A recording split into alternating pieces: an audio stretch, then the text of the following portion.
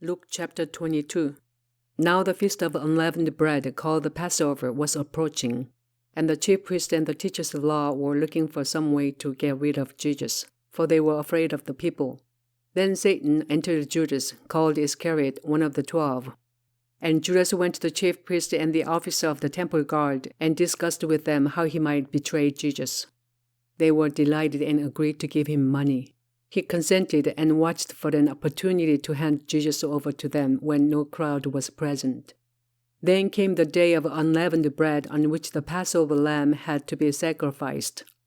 Jesus sent Peter and John, saying, "Go and make preparations for us to eat the Passover." "Where do you want us to prepare for it?" they asked. He replied, "As you enter the city, a man carrying a jar of water will meet you. Follow him to the house that he enters, and say to the owner of the house, 'The teacher asks, where is the guest room, where I may eat the Passover with my disciples?' He will show you a large upper room, all furnished. Make preparations there." They left and found things just as Jesus had told them, so they prepared the Passover. When the hour came, Jesus and his apostles reclined at the table, and he said to them, "I have eagerly desired to eat this Passover with you before I suffer. For I tell you, I will not eat it again until it finds fulfillment in the kingdom of God." After taking the cup, he gave thanks and said, "Take this and divide it among you. For I tell you, I will not drink again of the fruit of the vine until the kingdom of God comes."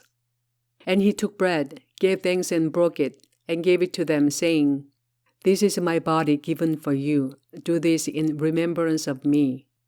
In the same way, after the supper, he took the cup, saying, "This cup is the new covenant in my blood, which is poured out for you. But the hand of him who is going to betray me is with mine on the table. The Son of Man will go as it has been decreed, but woe to that man who betrays him." They began to question among themselves which of them it might be who would do this. Also a dispute arose among them as to which of them was considered to be greatest. Jesus said to them, "The kings of the Gentiles lord it over them, and those who exercise authority over them call themselves benefactors.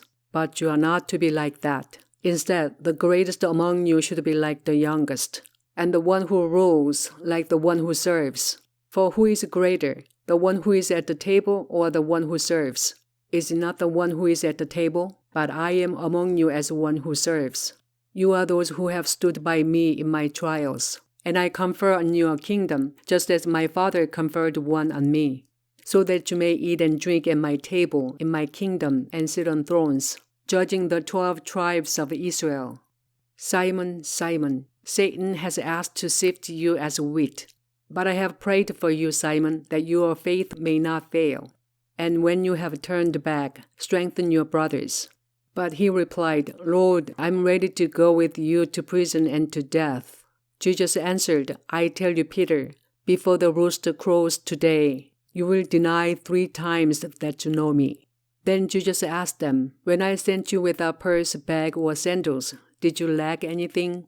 "Nothing," they answered. He said to them, "But now, if you have a purse, take it, and also a bag. And if you don't have sword, sell your cloak and buy one. It is written, 'And he was numbered with the transgressors.'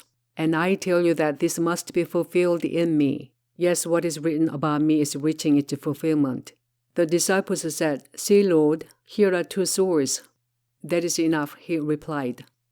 Jesus went out as usual to the Mount of Olives, and his disciples followed him. On reaching the place, he said to them, "Pray that you will not fall into temptation." He withdrew about a stone's throw beyond them, knelt down and prayed, "Father, if you are willing, take this cup from me, yet not my will, but yours be done." An angel from heaven appeared to him and strengthened him. And being in anguish, he prayed more earnestly, and his sweat was like drops of blood falling to the ground. When he rose from prayer and went back to the disciples, he found them asleep, exhausted from sorrow. "Why are you sleeping?" he asked them. "Get up and pray so that you will not fall into temptation." While he was still speaking, a crowd came up, and the man who was called Judas, one of the 12, was leading them. He approached Jesus to kiss him, but Jesus asked him, "Judas, are you betraying the Son of Man with a kiss?" When Jesus' followers saw what was going to happen, they said, "Lord, should we strike with our swords?"